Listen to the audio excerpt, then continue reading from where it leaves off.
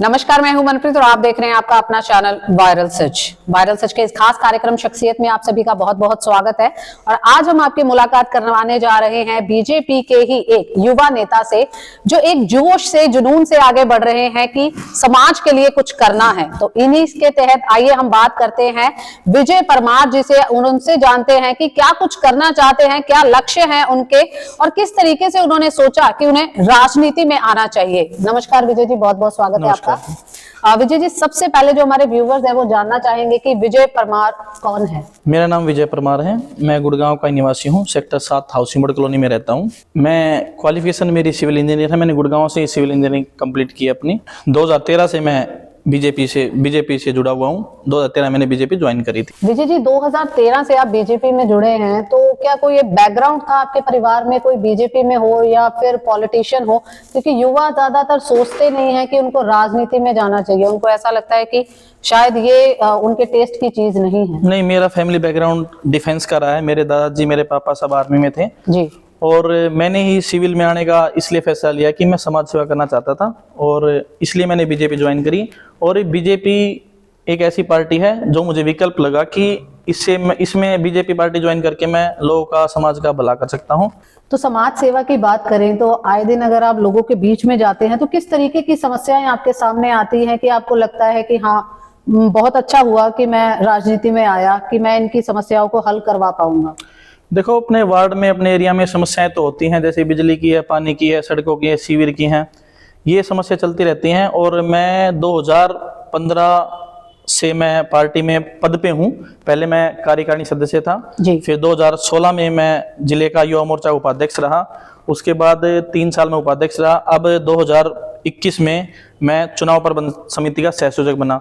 ये प्लेटफॉर्म में आने के बाद, इसमें बीजेपी आने के बाद जो भी समस्याएं होती है, किसी पार्षद की, किसी एमएलए की जरूरत ना होते हुए भी हमें सरकार से सीधे काम करवा सकते हैं।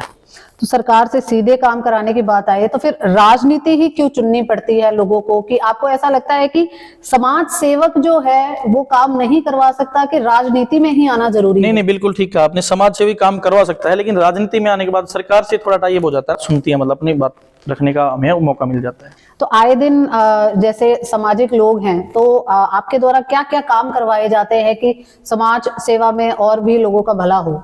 समाज सेवा में सबसे पहले तो मैं हाउसिंग बोर्ड कॉलोनी का 2017 में मैं आरडब्ल्यू प्रेसिडेंट बना जी। लोगों ने विश्वास जताया मेरे को 3 साल। उसके बाद मैं 2022 में फिर अब आपके सामने बैठा हूँ। दोबारा मैं आरडब्ल्यू अध्यक्ष चुना गया हूँ। कुछ काम कराए मैंने अपने एरिया के लिए, अपने कॉलोनी के लिए, तभी मेरे को दोबारा मौका मिला है, जनता ने मौका दिया है। जैसे कोरोना काल में लोग घर से बाहर निकलते थे, उस टाइम पे हमने लोग घरों में जाके दवाइयाँ प्रोवाइड कराई हैं। जब लोग खाने के लिए बैठे रहते, तरसते रहते, उस टाइम पे हमने झुग्गी झोपड़ियों में जाके लोगों को अपने कॉलोनी से खाना इकट्ठा करके अपने निजी कोष से मैंने बहुत सा काम किया है और लोगों की मदद मैंने कोरोना काल में बहुत करी है। ऐसे इसी कड़ी में जोड़ते हुए, जैसे हरिद्वार के लिए मैं धार्मिक यात्रा कराई है। सत्संग कीर्तन वैसे चलते रहते कॉलोनी में, उसमें भी मेरा अच्छा वो रहता है। रोजमर्रा की जो बातें होती हैं, लोगों के फोन आते हैं, तो मेरा प्रयास रहता है कि मैं 99% उस काम को करूं। अगर नहीं हो रहा है तो उसके लिए भी मैं सरकार से या अपने किसी से भी मदद लेके उस काम करवाने की पूरी कोशिश करता हूं। तो विजय जी, आप समाज सेवा और राजनीति में तो है, तो कभी आपने सोचा है कि इससे ऊपर आप जनप्रतिनिधि भी बने? जी, अब की बार मेरा विचार है, लोगों के कहने पे मैं वार्ड नंबर 14 से तैयारी कर रहा हूँ पार्षद की। बीजेपी सरकार अगर साथ देती है हमारा, तो हम बिल्कुल जनता की सेवा के लिए अब वार्ड नंबर 14 से चुनाव की तैयारी कर रहे हैं। विजय जी, वार्ड 14 की अगर बात करें तो बीजेपी के और भी उम्मीदवार होंगे जो पार्षद पद के लिए अपनी दावेदारी पार्टी के आगे रखेंगे, तो आपको लगता है कि आपको टिकट मिलेगी? बिल्कुल सही बात कह रहे हो आप। पार्टी के बहुत से कार्यकर्ता हैं जो टिकट मांग रहे हैं। मेरे वार्ड नंबर 14 से भी पार्टी के कार्यकर्ता हैं, लेकिन बीजेपी पार्टी काम को देखते हुए, धरातल पे जो काम कर रहा है, जो लोगों के बीच में रहता है, सुख दुख में रहता है, उसको ही टिकट देगी।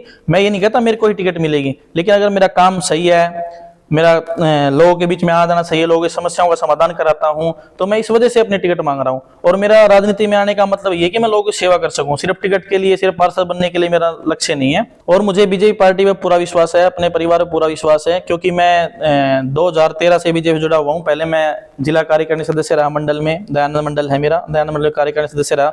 उसके बाद जिले में उपाध्यक्ष के पद पर रहा युवा मोर्चा में। अब मैं जिला चुनाव प्रबंध समिति का सहसंयोजक हूँ भाजपा गुरुग्राम का। तो इसलिए मुझे पूरा विश्वास है कि अब की बार बीजेपी सरकार मेरा साथ देगी तो मैं अच्छे से कार्य कर पाऊंगा अपने वार्ड के लिए। तो विजय जी, आपको लगता है कि राजनीति में, क्योंकि राजनीति की अगर बात करी जाए तो काफी युवा ये सोचते हैं कि नहीं, इसमें नहीं जाना चाहिए, इसमें भ्रष्टाचार बहुत है, या फिर आगे हम स्कोप नहीं है, लोग आगे बढ़ने नहीं देते हैं, तो आपको क्यों लगा और आपको क्या ये सही में लगता है कि युवा सोच है जो वो देश को आगे लेकर जा सकती है, तरक्की की ओर लेके जा सकती है? बिल्कुल लेके जा सकती है। आजकल युवाओं का ही है, आजकल जो बीजेपी पार्टी है युवाओं को बहुत सपोर्ट करती है। और मैंने भी प्रदेश अध्यक्ष मनीष यादव जैसे युवा मोर्चा है उनके साथ ही बीजेपी ज्वाइन करी थी, और उनके साथ ही मैंने 7 साल 8 साल हो गए काम करते हुए, उनके साथ ही मैं काम कर रहा हूँ। तो बीजेपी पार्टी में एक अच्छा मौका है ये कि युवाओं को ज्यादा आगे रखती है। विजय जी, अंत में क्या मैसेज देना चाहेंगे हमारे व्यूवर्स को? मैं गुरुग्राम वासियों को, अपने वार्ड नंबर 14 के वासियों को सबसे पहले तो नववर्ष, लोहड़ी, मकर संक्रांति की हार्दिक शुभकामनाएं देता हूं, और मैं भगवान से प्रार्थना करता हूं कि आने वाला नया वर्ष आपके जीवन में सुख समृद्धि लेके आए, आपके भंडार धन धान्य से भरे रहें। संभावना है चुनाव जल्दी होने वाले हैं, तो मैं सभी से, वार्डवासियों से हाथ जोड़कर विनती करता हूं कि इस लोकतंत्र के त्योहार में सभी बढ़ चढ़कर हिस्सा लें और लोकतंत्र को मजबूत बनाएं। बहुत बहुत धन्यवाद विजय जी हमारे साथ बात करने के लिए। धन्यवाद। तो ये थे हमारे साथ विजय परमार जी, जो समाज सेवी और राजनीति में पूरे अग्रसर है कि किस तरीके से जो है युवा को आगे लेकर जाया जाए, समाज की सेवा की जाए, और आने वाले समय में हो सकता है कि वार्ड 14 यानी कि अपने ही क्षेत्र से ये पार्षद पद की दावेदारी रखे। ये आने वाला समय बताएगा कि राजनीति में इनका करियर कहां तक जाएगा और क्या बीजेपी पार्टी इनको एक मौका देगी या नहीं देगी। और पर एक बहुत बड़ी बात है कि आने वाले त्योहारों की हम बात तो करते हैं, शुभकामनाएं देते हैं, बट सही मायने में लोकतंत्र एक बहुत बड़ा त्योहार है जो आने वाले समय में इलेक्शंस आएंगे, तो आप सभी से भी अनुरोध है, वोट की चोट बहुत बड़ी होती है, जनता पूरी जागरूक रहे कि इस बार आपको किसको जिताना है, ताकि अगले 5 साल आपको पछताना ना पड़े। इसी तरह हमारे साथ बने रहे और देखते रहे आपका अपना चैनल वायरल सच।